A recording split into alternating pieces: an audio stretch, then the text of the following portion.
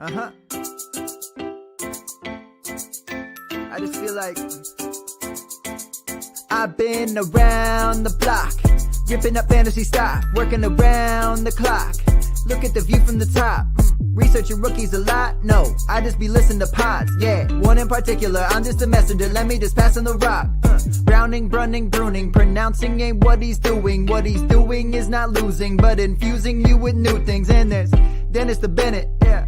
The man is a menace, yeah. Building a dynasty, some of the finest things. Promise you won't regret it. Sly as a fox, cultured in pop. Give him his props. Here is a thought, here is a box, and you cannot compare them at all. So don't even try. Careful with the news, but when you use a take, I take up Tony Fire. I mean Dyer, because anyone else is a huge mistake. Whoa, fantasy round table, fantasy round table, yeah. Fantasy round table. Come take a look at the crown, baby. Hey, fantasy round table, fantasy round table, woo. Fantasy round table. Come take a look at the crown, baby. Go. Hello and welcome to another episode of the Fantasy Football Roundtable podcast. Do not adjust your sets. It is Sunday. We are coming to you live on the last Sunday of 2024 without an NFL game because we are doing our live league draft, which we will be dropping in on in a little bit. Dennis and I both recovering from respiratory illnesses that have made the first part of the holiday weekend fun. So, you know, we sucked down a little NyQuil or something equivalent. And now we're on live trying to do a draft. What could possibly go wrong, Dennis? What could possibly go wrong? Man, I'm just excited to be feeling better. And, you know, COVID had me going those first couple days, end of last week. You know, having to miss the show Friday sucked. But, you know, I've gotten a chance to do a lot of sleeping, and so that's been nice. I'm not sure about my first pick. I've made one pick, and I already hate my draft. Well, you know, what would life be if you didn't already hate your draft? I did not get COVID, although I started to wonder on Friday because you told me about yours, and I'm like, is COVID communicable through a screen? But no, I just got the creeping crud. I knew I was in trouble on Wednesday when I had to go work on the computer for the school nurse in her office. I was like, and she was telling me about all the kids that are out. I thought this was not going to end well for me. And you're on the clock. It did not end well for me. Well, you know, someone who it did end well for is Brandon Ayuk, who ended a months-long kind of standoff with his team by getting a fat new 4-year contract. Dennis, what do you think of the contract? And also, it was not a great weekend altogether for the 49ers as rookie wide receiver Ricky Pearsall was shot in the chest yesterday. So I'm sure they're glad they got Ayuk's deal resolved, but that has to be something of a blow, right? Yeah, they were. I mean, Pearsall was already, his status was a bit tenuous with the shoulder, and so they were kind of slow walking him. It felt like a classic non-Lynch negotiation. And then we find out it was the same contract they'd offered him several weeks ago. They basically just said, look, and, you know, the teams that wanted to trade for him, he didn't want to go to. And I think they'd have been willing to make a trade, but he really didn't want to go to those teams. I think he's going to be best served in San Francisco. And while it does, I don't want to say cap his ceiling, it gives him a little trim, takes a little bit off the top. So it's kind of like, what do they call it in the game business? You know, the juice, the vig, you know, it's kind of pulls a little bit of that out of the pay there. So I don't mind. You're back up, by the way. Staying. I'm okay with him. Well, you know what? Looks like we're going to be playing chicken.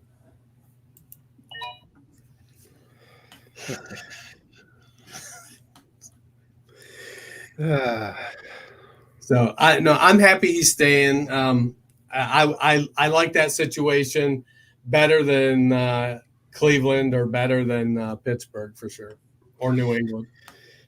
So on to the last wide receiver kind of standing that needs a contract, which is Jamar Chase, who you ironically just took to your team in round 2 here. When they interviewed his coach last week, he said, well, he'll be in practice all week and he'll be on the field. And he was physically present at practice, but wasn't always a participant. Some weird energy going on in Cincinnati. What else is new? Do you have any concerns? No, I think they get it done. It's the season's going to roll around. He may hold out for a couple games, but I think him and Joe Burrow will get it figured out with the Browns and Katie Blackburn, and they'll get it signed, and he'll be in camp, and they're going to be a pass heavy team. Oh, look at Cole acting just like Dad. I think that I think Chase is going to be in Cincinnati long term. They're going to get a deal done. It'll be just fine. Certainly would be the hope. Some other curious news. Sean McVay coming out unprompted saying they wanted to use Kyron Williams to return punts. That seems dicey to me. How are you feeling about that? Well, Kansas City does stuff like that with Isaiah Pacheco, or they did early on. I think they're looking at how can we get our best players the ball in their hand the most times. And I don't know that returning punts is probably ideal, but I think they probably feel like they want to they recognize he's a 199-pound running back and that they can't keep giving him 25 carries a game. And they drafted Blake Corum to help alleviate that. And so this is going to be, well, we want to still get Kyron touches in space because he's good in space. So if we can get him 2 or 3 additional touches in this way where he may not be getting hit quite as much, that may be beneficial to us as a team. Yeah, we'll have to see. I still like Kyron Williams, but it definitely made me a little nervous, the idea of him returning punts. Probably the last quarterback competition we had going on, we had 2 quarterback competitions that came to a close. Russell Wilson announced as the starter for the Pittsburgh Steelers, while Jacoby Brissett will be the Week 1 starter for the New England Patriots. I don't know how you feel about either of these. I'm going to go out on a limb and say I don't think either of those guys will be the starter all season long for their respective teams. Yeah, and I think Drake May probably gets his shot earlier. Interesting that they went that route because Gerard Mayo came right out and said Drake May outplayed Jacoby Brissett in the preseason. But we got to take into account, since he's been drafted and, the body of work that Jacoby's put together versus the body. Yeah, no, your team's not going anywhere. They should be playing Drake May. But also, I'm okay putting the veteran in while they figure out if the offensive line is any good. We've seen it numerous times where they take a rookie quarterback, they put him in from day one because you got to get the reps, but the offensive line is so bad that by the time the quarterback's got enough reps, he's broken.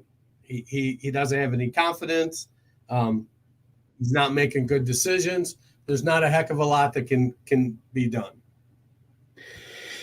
Yeah, I mean, the body of work, I guess if you're talking about NFL career, I understand. But if you were even just talking about the preseason, Jacoby Brissett didn't look great. The Patriots have not a terrible, but not an easy schedule to start out. I guess we will see, how they put things together. It wasn't a complete surprise that they're starting with Jacoby Brissett. It feels like that's the way they wanted to go when they went into the preseason. It was just how well Drake May played that I think had people a moment of pause. I think the same thing about the Steelers. It feels like Russell Wilson's where they've wanted to go since they signed him. We'll see how it pans out. I think at some point we're seeing Justin Fields, and I think we're definitely seeing Drake May. And I don't know if either of these teams can be a playoff team. So. Well, I think Tomlin will be stubborn in his desire to stick with the more veteran. He just, he marches to his own drum. He's got job security, unlike most NFL coaches, and so he feels like he can take the time to get it right. Let's talk a little bit of roster news. Cut down day, we always see the guys that are going to be out. So we had a few guys that were put on season-ending IR. A mild surprise to see A.J. Dillon go for the Packers, Elijah Mitchell for the 49ers, Jelani Woods going again on IR. A lot of promise and potential as a tight end for the Colts. We just haven't seen him on there. And then several guys going to PUP. Also not a big surprise. TJ Hawkinson, Jonathan Brooks, Kendrick Bourne, Odell Beckham Jr., Tyler Higbee among those starting on PUP. What do you make of some of this injury news? I think the A.J. Dillon news is great for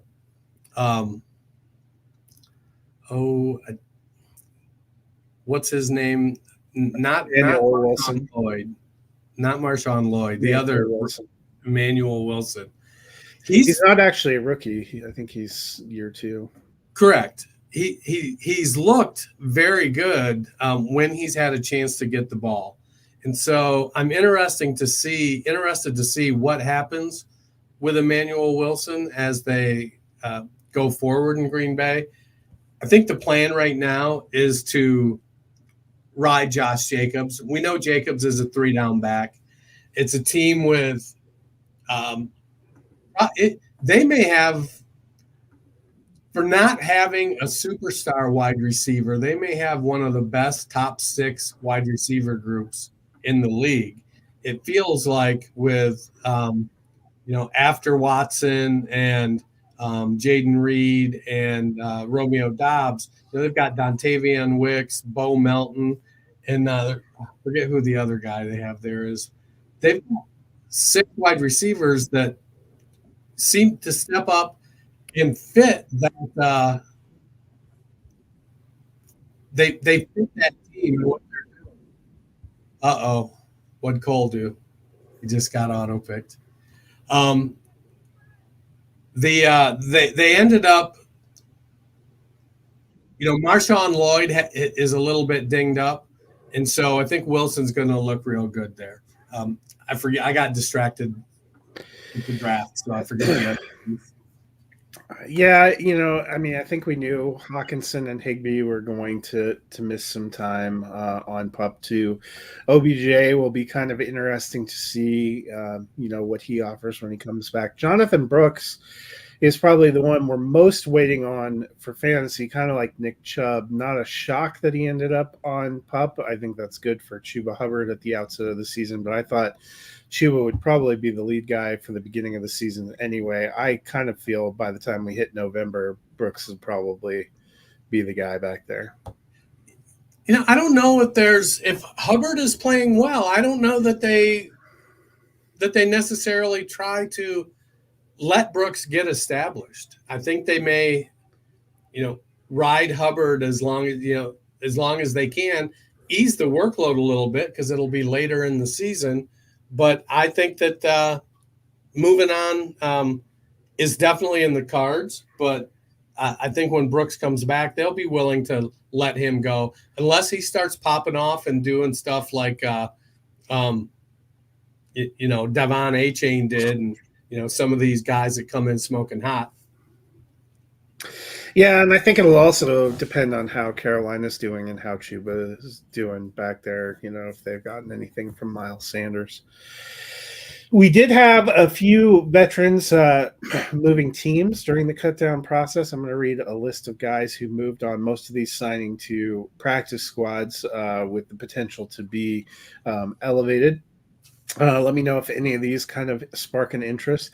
The Lions signed Tim Patrick, gives them some depth there at wide receiver. The Cowboys brought in Dalvin Cook to add to the backfield. And if you were believing social media, it was like having Dalvin Cook and Ezekiel Elliott on the same team in 2008. That was kind of the level of excitement there, or 2000. I guess that's too far back.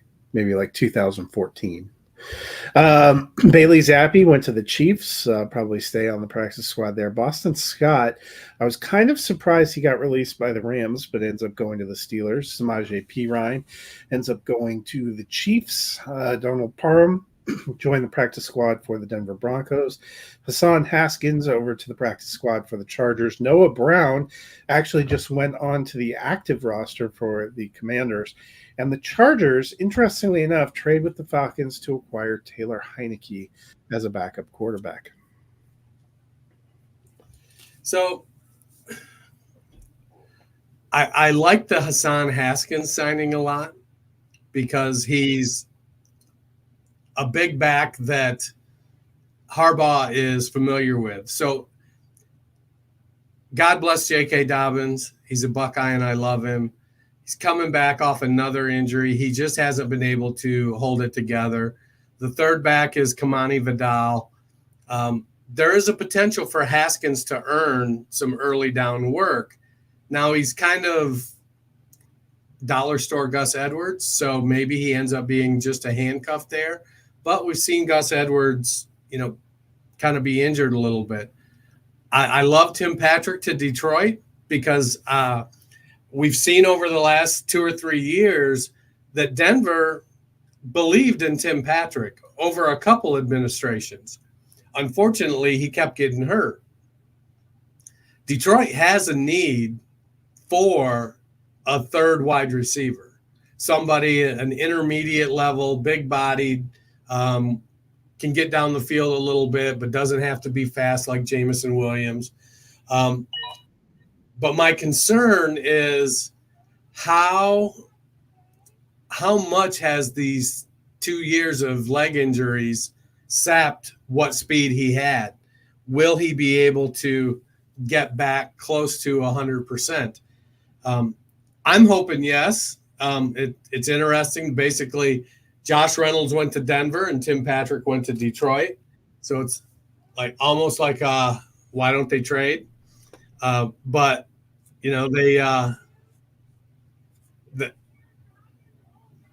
I could hear Jackie in the next room going, "You took Aaron Rodgers."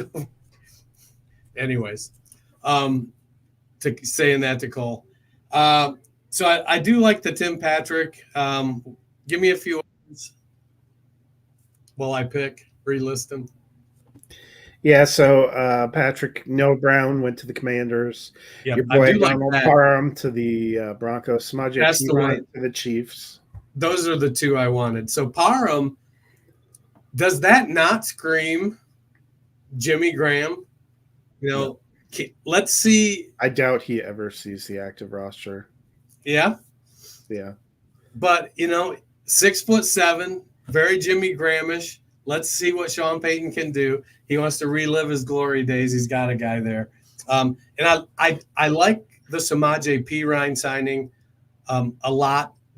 I know Carson Steele flashed a lot in preseason, but I don't know what to make of that for the Chiefs.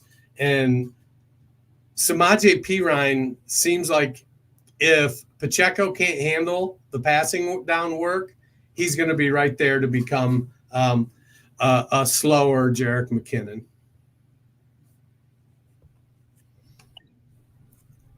Yeah, I think Parham to me felt a little bit of a hedge against Dulcich being injured, because I think if Dulcich, they like Kroll too, and they have Adam Troutman. I just don't, unless Parham's coming on to be more of a blocking tight end, I don't really know that there's an obvious place for him. At 6'7", 237, he's not your prototypical blocker. No. which is why I think it's a hedge, really, because they have another tight end prospect that they put on the practice squad too, and they also have Nate Adkins. So they have 4 tight ends on the roster and 2 on the practice squad. I think it's just if there's an injury or they lose something or it doesn't pan out like how they were hoping, but we'll see. So that'll do it for those pieces of news. Before we dive into the draft, we did get a question, somebody asking us to take a look at their team. It looks like it was a 10-team PPR league. I'm guessing just one quarterback. Josh Allen, that I'm guessing at quarterback, Jefferson, Drake London, Waddle, Diggs, Sutton, Lad McConkey, and Shakir, and Christian Watson at receiver. Running backs, Barkley, Connor, Ramondre Stevenson, and Dowdle, and grabbed Njoku at tight end. So the first thing that jumps out to me that makes me really nervous is, as much as I love David Njoku, his connection with Deshaun Watson didn't seem to develop quite like you would like to see. I mean, Flacco wore him out. So that makes me a little bit nervous. I like the wide receiver group. Diggs is my wide receiver 4. I could hang with that. Barkley, Connor, Ramondre, Dowdle. I would maybe try to move a depth piece from the wide receiver group to upgrade Dowdle. But Ramondre feels like he's being very underrated. What are your thoughts? Yeah, I don't mind the running backs, but there is obviously some injury risk. All 3 of those guys at the top there have missed time from time to time. I think the tough thing too, usually in a 10-team league, is across the starting lineups. A lot of them are pretty good. You get a little bit of an advantage maybe if Allen ends up being QB1 again. But Jefferson, London, Waddle, that gives you good starters, Diggs, Sutton. Then you have a couple of guys you have to see how they develop and what their role ends up being in McConkey, Shakir. Christian Watson could be a huge boom bust guy. So some good depth there. I still like Njoku. You and I talked about this a little bit. He actually had a couple of good games with Watson, but who knows what we have in Watson in general. That seems to be the consensus going into camp. It was weird that they kept 4 quarterbacks. Then, of course, they dropped down to 3 again. But, there hasn't been a real firm vote of confidence that Watson is healthy and looking to start the season. And with kind of an intriguing running back situation, I know we talked about when they dropped down and only kept 2 backs, it's because, they were looking at picking somebody else up, but I haven't seen them get anyone yet. So be interesting to see how that plays out for the Browns in general. Probably one of the toughest teams to read going into the season. We got another quick question. Dynasty trade: Jerome Ford, George Kittle, David Montgomery, and T. Higgins for Breece Hall. You traded all 4 of those for Breece Hall? Yep. I'm down. I love Montgomery and Higgins. I don't expect a ton out of Jerome Ford. I just traded away George Kittle myself in a dynasty. I traded him for. See, it was yesterday, and so I'm still COVID foggy, as you can tell. But let's see. What did I trade him for? Michael Wilson, Theo Johnson, and a 4th-round pick. So I'm betting on Johnson developing and Michael Wilson. I went for Watson. He had offered John.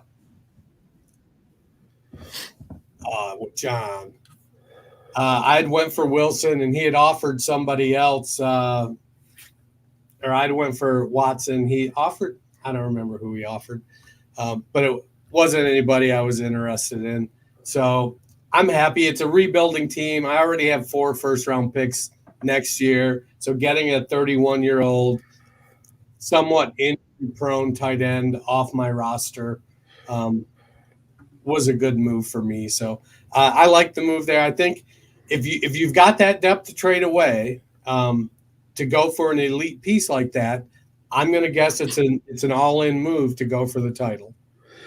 Yeah, and I like Brees Hall. I think he's in for a good year. Certainly gives a real top-end score there. And the Jets, they're definitely all in on this year, so they're hoping he has a good year as well. Well, let's take a look at our draft board, which is ongoing. And we'll drop this one all the way across. So, Dennis, why don't you let me know? We kicked off Patrick Mahomes, then Jalen Hurts, Josh Allen, Lamar Jackson, C.J. Stroud, 5 quarterbacks in a row. Any surprises there? No. I think in a super flex league, what do we have? 7 quarterbacks in the first round. I think that's pretty typical.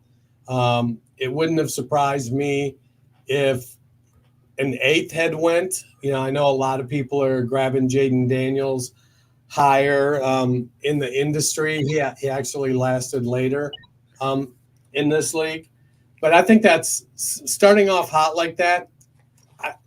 I wouldn't have been surprised if somebody in the first 5 picks went McCaffrey or Jefferson or Lamb or Tyreek. But I think these are pretty much the top 5 quarterbacks right now. And, I think Kyler Murray is knocking on that door. So I think it's pretty good, a pretty good start. Yeah, and then you mentioned Jefferson, McCaffrey, Lamb. That is, of course, the next 3 that go. You took Lamb. It seemed like as we were kicking off the show, you had just made that pick. You were having some doubts. What made you pick him, and kind of what? I because it is super flex, I was really leaning heavily towards going quarterback. And ultimately, when I looked at the guys that were there at quarterback, I just couldn't take any of them over CeeDee Lamb. And, right now, I didn't take my first quarterback till the 3rd round. We'll see what happens, how the rest of the draft plays out for me. But it feels like I'm going to be chasing quarterback the rest of the draft. Yeah, I waited too. So our next picks, we had Anthony Richardson, then Kyler Murray. I'm interested that you think Murray is kind of knocking on that top level door. That feels too early for me. I have both Richardson and Murray down more in the 12 to 14 range. But then I decided to take a receiver too. I took Amon-Ra St. Brown. And then David behind me took Tyreek Hill. So what do you think of the end of the first round? I love the upside of Richardson. I'm scared of the floor. We've seen him be great and awful in the same quarter in preseason. So that does make me a little bit nervous. I'm a noted Kyler Murray hater. I have never been a Kyler Murray guy. But this year, I'm kind of into him. It just feels like it's going to – and it might be my scarlet-colored glasses and the fact that they drafted Marvin Harrison. But Trey McBride looked so good last year. Trey Benson looks great.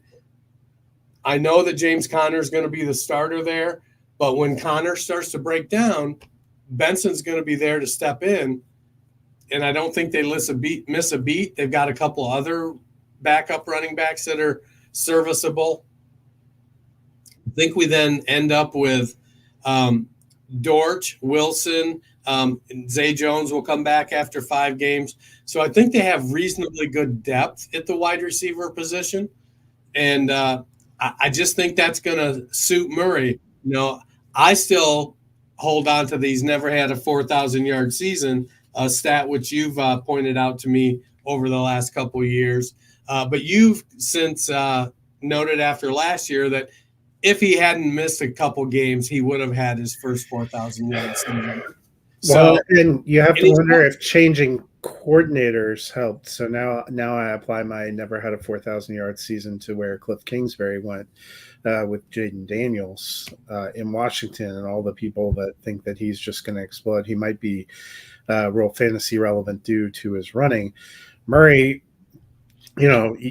sometimes it's the player, sometimes it's a combination of the player and the scheme, and it certainly looked like when he came back at the end of last year that he, it was a little more pass friendly, maybe also coming off of a knee injury, doesn't want to run as much, and now you add Marvin Harrison Jr. to the mix, so you could get your first 4,000 yard season. Yeah, so I'm good with Murray. Like I said, I don't think he's in that top tier. I think he's right on the edge and making the push. Amon-Ra St. Brown and Tyreek Hill, I think those are both great picks for late in the first round. I think they're both going to put – I mean, in one QB leagues, people are making the argument for Tyreek Hill as, the 102. So it's getting him at what it would have conceivably been the 105. I think that's a bargain. So we go down to the second round, and a lot of running backs to kick off. Bijan Robinson going first, and then Jahmyr Gibbs, then Breece Hall. What do you think of those running back selections?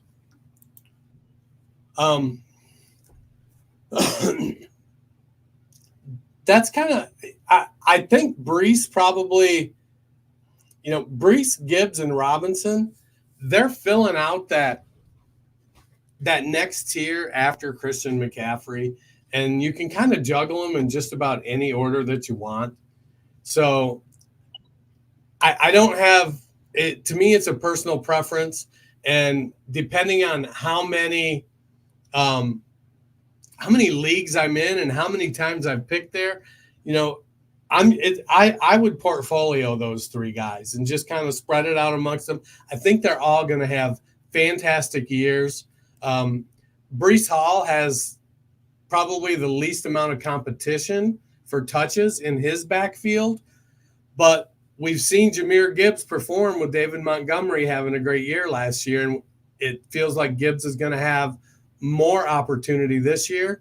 And, we're all in on Bijan Robinson getting all of the touches now in Atlanta, despite our guy, Tyler Algier, still being there. So I think those guys are, right on target. Then John grabbed Dak Prescott, giving him an Anthony Richardson Dak Prescott stack, and you went and grabbed Jamar Chase. So feeling pretty good about the wide receiver stack? No, because I really wanted a quarterback early, but I didn't like the quarterbacks that were there. And then when I did pick Lamb, I was really hoping for Dak to fall to me, and I was going to go Prescott there. But with Chase on the board, he's just so good. And the running game is not going to be what it was last year. So I'm expecting more passing out of Cincinnati.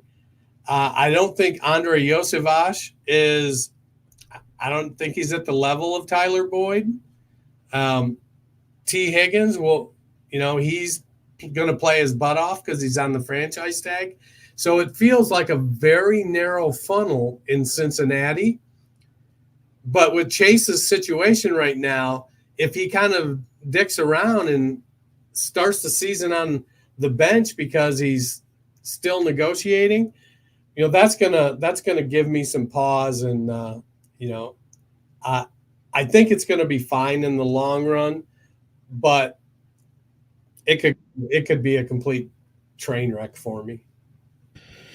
Well, the next two guys also did stacks. Just Josh stacking Christian McCaffrey and Saquon Barkley to give a pretty good starting running back group. And Cole stacking Garrett Wilson along with Justin Jefferson, starting with a couple of receivers. Then we saw another receiver, Olave and A.J. Brown go. And then Sloopy Lou stacking a couple of quarterbacks there with Josh Allen and Joe Burrow, and then we rounded out with Isaiah Pacheco and Jonathan Taylor. What do you think of the rest of round 2? I'm not sure I'm sold on Isaiah Pacheco as RB6. The talk is there, but it's going to be one of those situations that we have to figure out, like, are they really going to stick to the plan? And then can he hold up? I know he's a 211-pounder, but he runs so hard and so physical, and he seeks out contact. And that feels like it's going to put him in a position where he could end up missing time and not really being as productive as his draft capital. So that makes me nervous a bit. But also, you got to take your shots when you see your guy. And, like, we had 4 running backs go after the Pacheco pick, and I don't know that Pacheco would have been there when that came back on the 3rd-round reversal. The stretch of running backs, I'm cooling off on Nakua because of Cooper Kupp's health. That's given me a little more pause because if he's healthy, then I think we end up having a little bit more of a even. It caps the target number some, and I think that could keep the numbers down for Puka Nakua. Yeah, and then so you mentioned we do have the 3rd-round reversal, so it goes back, and Devon Achan coming. So David actually goes 3 rounds, no quarterback. I grabbed my first quarterback in round 3, Jared Goff. Then Jaden Daniels goes right behind me. Derrick Henry, kind of probably an underrated pick there, has a chance in that Baltimore offense to put up a lot. And they got to you, and you went your first quarterback of Jordan Love. So talk to me a little bit about starting off the 3rd round. Well, before I do that, when you went Goff, were you looking at pairing him, stacking him with Gibbs and St. Brown? Was that conscious there? I did do St. Brown and Gibbs, but it was when I came back, I looked at the quarterbacks that were available. And so, yes, it's almost like you're drafting as my spirit animal there. It's almost like I'm drafting a lot of players out of the team that I picked to win the Super Bowl. So, like I said, I wanted to go quarterback in the 1st round, but I didn't like the value in the 1st. Oh, am I on the clock? No, Andrew's on the clock. I didn't like the value of the quarterbacks in the 1st, and then I got sniped on Prescott in the 2nd, and I just didn't want to go Burrow at that point. Jordan Love, he's a mobile quarterback. He can run some. He's settled into that offense. He's got a great group of receivers. They added some offensive line help. They added a workhorse running back to the mix. And so I'm expecting Love to take another step in his maturity this year. So I like Jordan Love a lot. And in a super flex as my first quarterback, waiting until the 3rd round and then getting a quarterback that has that kind of mobility and that kind of connection with his passing game, I'm down for it. So then the rest of the 3rd round after Love, Puka Nakua, who you kind of touched on there, then Marvin Harrison Jr. goes, giving a pretty awesome 3 wide receiver stack there for Cole. Then Deebo Samuel goes, Travis Kelce, our first tight end off the board, then Travis Etienne, and then the round ends with Brock Purdy and Tua Tagovailoa, bringing a few more quarterbacks in there. But what stands out to you about some of the picks and strategies to end the 3rd round? I think it's still pretty standard for Travis Kelce to go 1. I think tight end 1. I think we're looking at some we can see his sunset coming in a couple seasons, but I still think that he's still the guy there. He's still going to be the number 1 passing asset, and him and Mahomes are still going to do what they do. Honestly, I was surprised Beth didn't go with Kelsey at the 212 because she picked Mahomes in the first. But I think it's pretty consistent for him to be going as the tight end one. Elsewhere, we're starting to see teams, declare a strategy. Some are going 0 running back. Cole didn't pick his first running back till round 6. Some teams are waiting. I mean, we're still seeing elite tight ends going in the 5th and 6th round. It's been a good draft. Yeah, so in the 4th round, Jerome Ford goes first, then Drake London, Michael Pittman, Brandon Ayuk. Then we get a run of quarterbacks, Kirk Cousins, and then Aaron Rodgers and Justin Herbert. Rodgers and Herbert going there are the first quarterbacks for their respective team. Cole had 3 receivers to start, then went with Rodgers, gets that Rodgers, Garrett Wilson stack. Just Josh went with 2 running backs, then a receiver, and then Justin Herbert. What do you think of those guys as QB1 options? I'm more comfortable with Herbert as my QB1. Rodgers is definitely a guy that could put up top 12 QB numbers. And, he's gotten where he's kind of out there.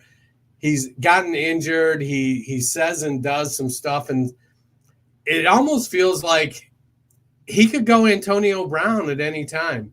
He could just, throw an interception, walk over to the sideline, take off his shoulder pads, flip the crowd off as he's walking out the end zone.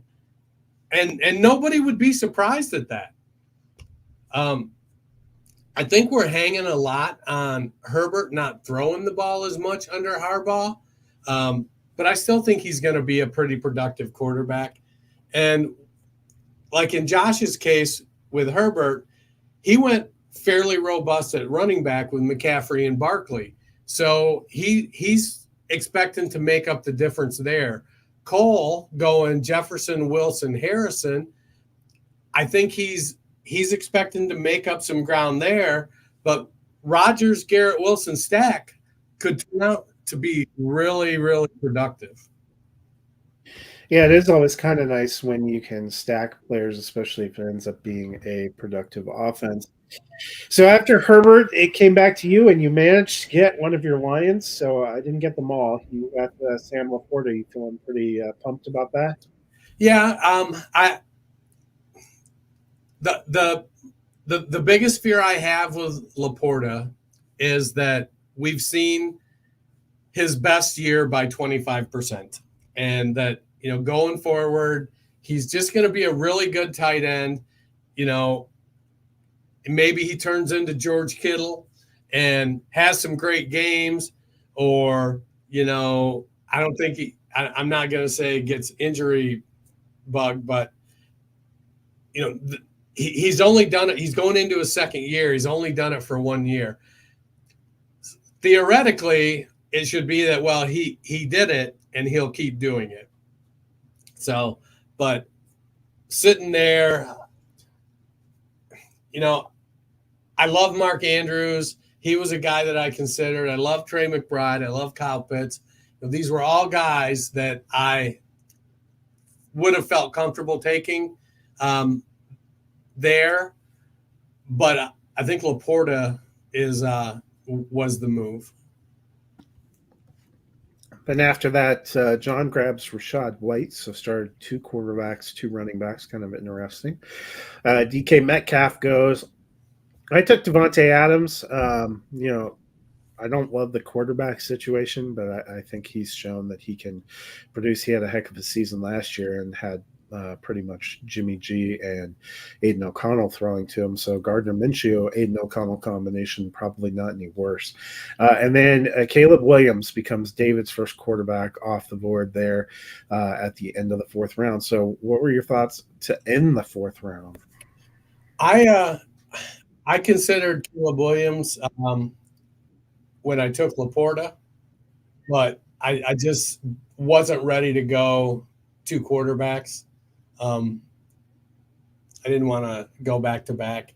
Rashad White's a guy that put up big numbers last year on very inefficient touches with his touches, but he got the volume. Bucky Irving's been making some noise there.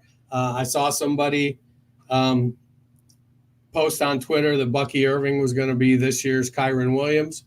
And so I don't know if that meant like he's going to come out of nowhere and be a top 5 running back, or if it meant he was going to, put on IR for most of the season and miss a bunch of time. Well, that was the thing. I think Kyron was on like the practice squad his entire rookie year. He didn't come. He was on IR. He got dinged up, and they just put him on IR. Well, we'll see. We'll see how it all pans out. We are making our way through the 10th round, coming to the turn. So why don't you start looking at some of these teams and tell me what you think about how they are getting constructed. We have an 18-round draft, so we're about halfway home. All right. Well, I'm on the clock, and let me go ahead and make my pick. Better be a good one. It's a great one. So as far as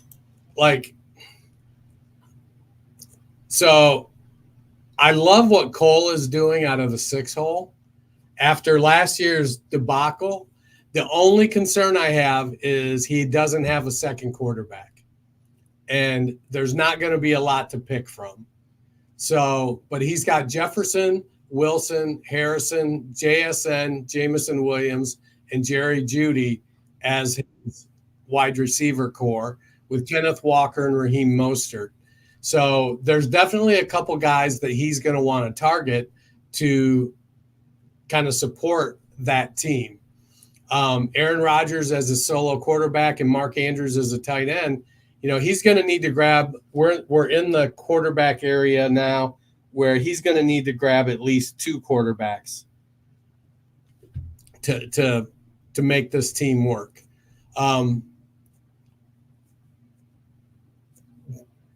Looking at, let's see, Sloopy Lou starting out, with ETN and Swift as his running backs and going quarterback. That one, he's got 2 great quarterbacks that are going to be very productive, but I just am not sure that a wide receiver core of Pittman, Neighbors, Odunze, Keon Coleman, and Watson, that feels pretty risky to me. If it pays off, it's going to be phenomenal. I like the way that David at the 112 went with Hill, Robinson, and Achane before he went quarterback. That's one of those things about picking on the turn when you can do that. And sometimes, maybe you're reaching for a guy, but the picks aren't coming back to you for 20 picks. So you want to go ahead and make sure you get the guys that you want. I'll let you include your team when you start talking about the teams you like here. Yeah, I just jacked up. I was going to pick and hit the wrong button. Oh, Gus Edwards. Why? I started with St. Brown and Gibbs. I liked having that stack. Honestly, though, we were going back and forth, and I'll be honest, I did not realize Breece Hall was still there, so I probably would have taken Breece Hall. Then I grabbed Goff. Took Adams when he came up. I like James Cook. I liked what we saw from him in the offense once they switched over to Joe Brady, and I think that's kind of more of where they want to go. I think Ray Davis and Ty Johnson are fine, but neither of them strikes me as a guy that's really going to challenge Cook for what he was doing there last year. So I like the potential there. Then I ended up grabbing a couple of young quarterback prospects to give me options at Superflex. I took Bryce Young in the 6th. I went back and took Bo Nix in the 9th round. Obviously not starting quarterbacks by the time you and I took a quarterback, and then, I took some position players.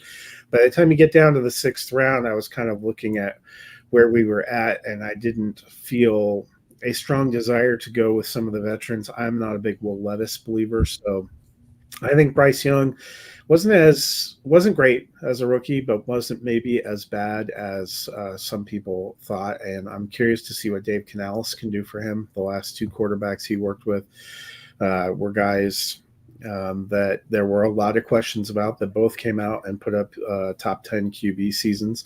I don't know if we'll get there totally with Bryce Young, but I'm curious to see that growth. I grabbed Evan Ingram as my tight end. That was kind of the last of a group of high scoring tight ends. Ingram led them in targets and receptions last year. You actually just took the running back I meant to take when I took Gus Edwards. But I think Ingram might be the piece of the Jacksonville passing game that I like the best. So I have enjoyed picking him up where I can, because you don't have to pay quite the premium you pay for some other tight ends. But he was tight end 2 last year, caught 93 passes, saw 114 targets. I like the potential there. Chris Godwin, maybe it's hanging out too much with you, but I've come around a little bit more on him, so I grabbed him. Romeo Doubs, a receiver that I like in Green Bay. There's a lot of talk that he might be kind of their wide receiver 1 in terms of targets. So trying to give myself some good options and depth now going through. And then I ended up with Gus. It's not terrible. I would have taken Singletary. That's who I was trying to take when I jumped to the button, apparently. But Edwards probably will be the lead back there for the Chargers, at least for the time being. So we'll see how that works out. Yeah, I think, it's funny because like last year we had some people that were playing really for the first time, and a couple of them are back this year, and they're doing very well. Cole, Smog the Dog, I think he's doing well. Beth, Trash Talkers, current count, we've got 1. So, dang, we're in the 11th round, and Beth has only drafted 1 Cleveland Brown.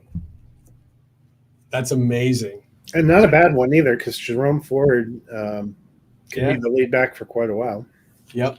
So I think it's great because, like, what we want to do is we want to help people learn how to play fantasy football and kind of get into the game like we do and have fun and, maybe start leagues of their own. And with Beth and Jackie and Cole and I, it's a family league to us. Well, it's our show league. We all we all are kind of taking turns ragging on each other. And something tells me Beth hasn't figured out this whole picking it to turn, because she keeps getting auto picked. Oh, maybe she's not even on the clock right. Or I wonder if she set a cue because it didn't put her on auto. All right. Good girl then. Way to go. So she's learning. Yeah, we got Brian Thomas there. I considered Thomas when I took Singletary. I was looking real hard at him. Well, and I like the Nico Collins, DJ Moore. That'll be a pretty successful wide receiver grouping, I think, too. Your wife obviously was the champion last year with Stroud, Cousins, a couple of good scoring quarterbacks, Olave, Debo, T. Higgins, Jaden Reed. I liked that pick a lot. Sutton, a good group there. Running back, probably, maybe get a couple of lottery picks down here. Jones, going to be the leader for the Vikings when he's out there. I was higher on Tony Pollard than you, and then Austin Eckler certainly seems like they're going to try to run the ball a lot for the Commanders. So coming together. Yeah, it's I was surprised. Like, I wasn't high on Chris Rodriguez coming out last year, but I was surprised they cut him this year because I felt like he performed really well. Yeah, there's been some. Well, I think sometimes too, it's changing administrations and schemes. Did he perhaps fit what they were trying to do last year better than what they're trying to do this year, a whole new coaching staff there, a whole new offensive coaching staff. The one to me that's going to be the most frustrating the last couple of years coming out is Kendre Miller, because we had a lot of high hopes when he got taken by New Orleans. It seemed like he had a golden opportunity last year to potentially step in while Kamara was going to be suspended, but he couldn't be healthy enough to get on the field. It seems like he still isn't healthy, and worse than that, some real unflattering comments continually made by Dennis Allen there. He is on, I believe, short-term IR, designated for return, but I'm starting to wonder if that's going to end up being kind of a lost draft pick. Yeah, I think, we saw the Rams, cut Zach Evans, and, there were a lot of debates about who's better, Zach Evans or Kendre Miller, and it's kind of turning into neither. Well, and the big thing, a lot of people thought Zach Evans was going to do what we saw Kyron Williams do last year, but just never broke in. Doesn't seem to be part of their plans. Hey, speaking of Kyron and that offense, how are you feeling about the potential mix of him and Blake Corum? Not great, Bob. Not great. I'll be honest, my running back group is horrendous. And I'm not sure what I'm going to do. So I'm gonna,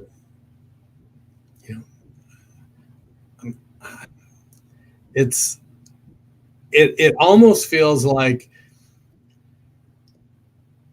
we know McVay likes to bell cow his running back, and it feels like he's gonna, given Kyron punt duties, it may be something where he maybe changes his philosophy and they split a little more, and they don't have that bell cow guy, and that would be, obviously that's taking the talent you have and using it to its skill set. But Blake Corum at 5'9" and 208 pounds is a powerful guy that can run the ball well inside. So I'm interested to see what really happens there. Is it gonna shake out that way? I like what Kyron Williams was doing, but I am nervous about his volume.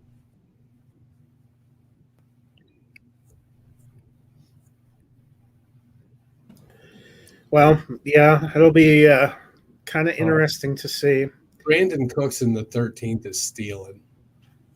Yeah, I just saw him when I was down there. Well, and this is about the range where I figured it was worth taking a shot on Nick Chubb down in the 12th round. He was actually my number one pick last year. I made it all the way to the championship game before I got crushed. I'm pretty sure I renamed my team Chubb's Broken Wheel after he blew his ACL. And he'll be on PUP to start the season, but I'm not ready to quit him yet. So I figured it was worth a shot with Cook and Gibbs. As long as they stay healthy, and Edwards, I should be fine to weather the first month of the season and then see how things shake out.